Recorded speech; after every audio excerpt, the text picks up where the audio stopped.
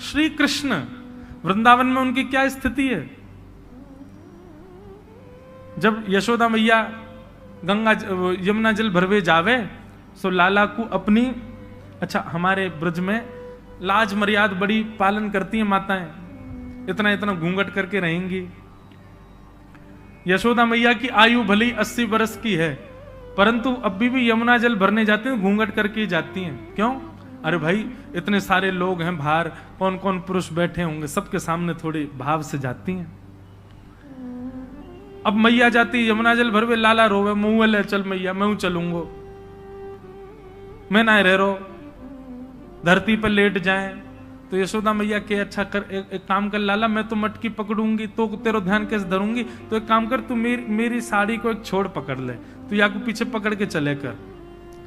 आगे आगे यशोदा मैया अपनी मटकी संभालती भई जा रही है और पीछे नंद नंदन नन्हे से 3.5 वर्ष के हैं, पीछे मैया की वो पल्लू पकड़ करके पीछे पीछे चल रहे हैं।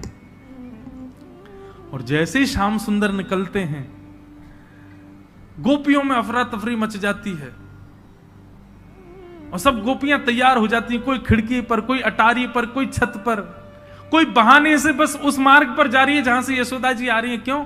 लाला को देख लेंगे। एक बहुत सुंदर पद है, चलो सखी निरखिए नंद कुमार।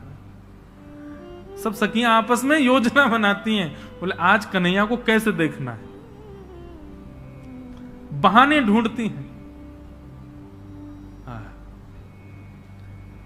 ठाकुर जी जब निकलते हैं उन गोपियों के भवन के आगे से, तो सब गोपियां कोई ना कोई गुप्त प्रलोभन ठाकुर जी को देती हैं कि ठाकुर जी उनकी तरफ देख लें।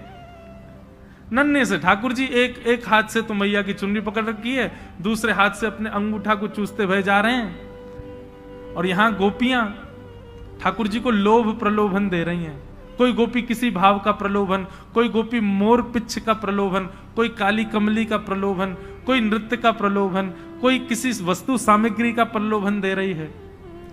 परंतु एक गोपी क्या करती है, धौरी गैया का दूध काट करके बढ़िया उसको जमा करके वह को सुंदर मक्खन निकारो है, वह मक्खन को अपने हाथ में लेके स्वयं बाहर नहीं आती है, खिड़की से केवल हाथ बाहर कर ले अपनों।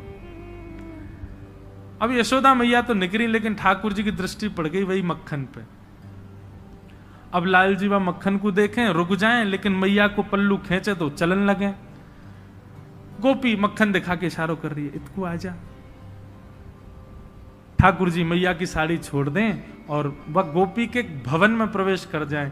जैसे ही प्रवेश करते हैं महाराज, सारी गोपियां भागती हैं अपने अपने घरों, सब उसी के घर में प्रवेश कर जाती हैं, भीतर से चटकनी लगा करके, और ठाकुर जी बैठा लिए बीच में, चारों तरफ बैठ गई सबरी गोपी और सब निरख रही हैं श्याम सुंदर को। तब ठाकुर जी कहते, तुम मुंह को ऐसे काय को टुकुर टुकुर देख रही हो, मैं तो मक्खन खावे आया हूं, मक्खन खवाओ, मेरी मैया चली गई, मैं शिकायत कर दूंगा। तब गोपियां कहती हैं, अच्छा लाला मक्खन खाएगो? बोले हाँ। ऐसे ना है मिलेगो, कछु मोल देनो पड़ेगो तो को। ठाकुर जी बोले अभी कमाई में करूं ना हूं, जब कमाई हो जाएगी तब दूंगो। बोले ना लाला तू दूसरा मोल दे दे। बोले कहां मोल दूं बता। बोले काम करने के नाच के दिखाई दे हमें, नहीं नृत्य करके दिखा। नन्हे से ठाकुर जी के नेत्रों में आंसू आ रहे हैं, यशोदा मैया को याद कर रहे हैं, लेकिन गोपियों ने पकड़ रखा। बोले पहले नाच हमारे आगे।